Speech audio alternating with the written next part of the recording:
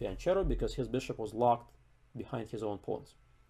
I play d4, c4. Let's play knight f3, switch things up. So if you have any questions, my name is Grandmaster Eugene Perelshteyn.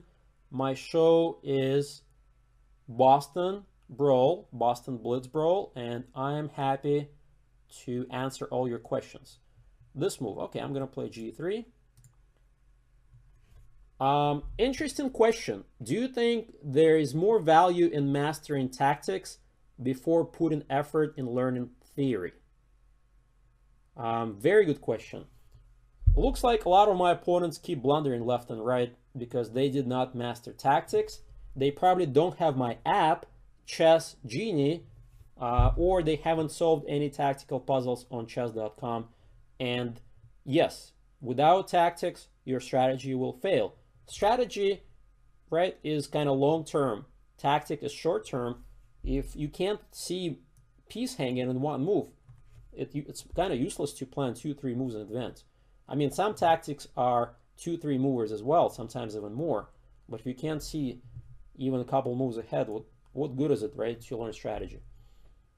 But if you are really good tactically but have no clue about pawn structures, about outposts, about bishop pair, I mean, you're probably going to get outplayed eventually. So I'm just going to go with double fianchetto here. And then I'm going to play bishop b2 or c4. Doesn't matter, let's do c4. Now, what is good here for white and what is bad here for black? So the good thing is I got nice bishop putting that pressure. I'm about to put the bishop here, potentially. This is called a bad bishop. It's stuck behind these pawns. He should figure out a way to solve that problem. In the meantime, I honestly don't care what he's doing because a6 is just a useless move. I'm just finishing up the double fianchetto. And then, as the good old players of the past taught us, once you're ready to open up the center, I'm not sure here. Let's go here. Then e4, go for it. Everybody's ready to open up the center. Maybe queen c2, maybe rook c1, maybe I'm not quite in a hurry to play for e4. But he's really struggling to find counterplay. And all it is, this knight on c6, poorly played, stops the c5 counterplay. This bishop is stuck behind his own pawns. Very difficult to come up with plans. And I'm just little by little improving my position.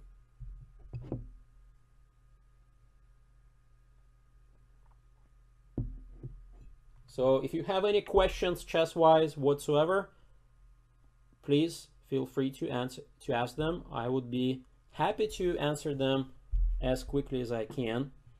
Rook c1, the idea is that I'm putting the rook on a potentially a file that may get open. You see these two pawns, anything can get open at some point. That's why I play rook c1. My opponent is thinking. h6, again, one of those useless moves. And notice that my pieces are now fully coordinated. e4 is going to be really powerful idea to open up the game. Knight b4, by the way, I'm not afraid of because I can just drop back queen b1. Notice the queen on b1 is safe. The rook on c1 is still going to do a lot of damage. And I can hit the knight later with a3. So this is not a real outpost, right? Because I can hit the knight. So that's not a good move. But I honestly don't see easy way for black to develop. That move looks like a blunder. Pawn takes. Pawn takes. If he takes back, I'm going to win the knight. He does have the intermezzo, knight b4. All right, go ahead, play knight b4. Don't lose the game. Hitting my queen. Intermezzo move. Very good move. Yes, he found that move. Bravo. Very good job. So now he can take back on d5. And he can say that he solved his opening problems. But honestly, not really.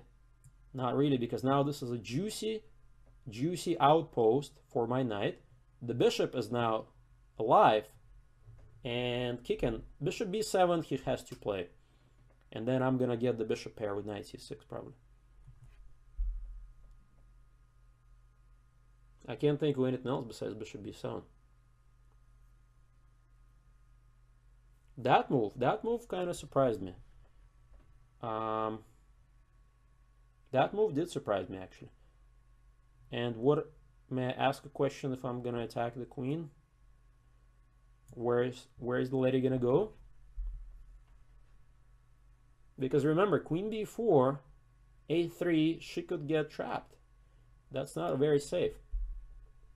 Maybe queen d8 is the best move. Just kind of accept your mistake and go back. This is not bad as well. And this guy's coming up, right? So I have to be a little bit careful. Where do I move my rook? Or do I move my rook at all?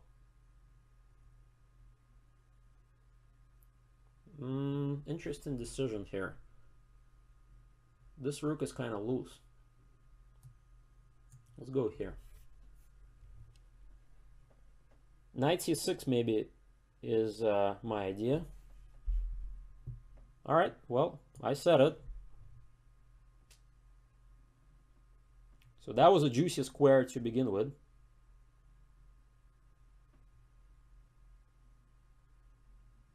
He's thinking. 1 minute left, though. He's playing too slow. Not bad. I mean, he managed to solve the problem with that bishop. But because he's playing so slowly, he's probably going to get... Well, I could have actually played e4, e5. You see, guys? I played this move without thinking, but the e-pawn storm was kind of possible. It's still a threat. I can still do that later. He's attacking my rook. Rook c2, rook c5. Both are interesting options. Let's go here.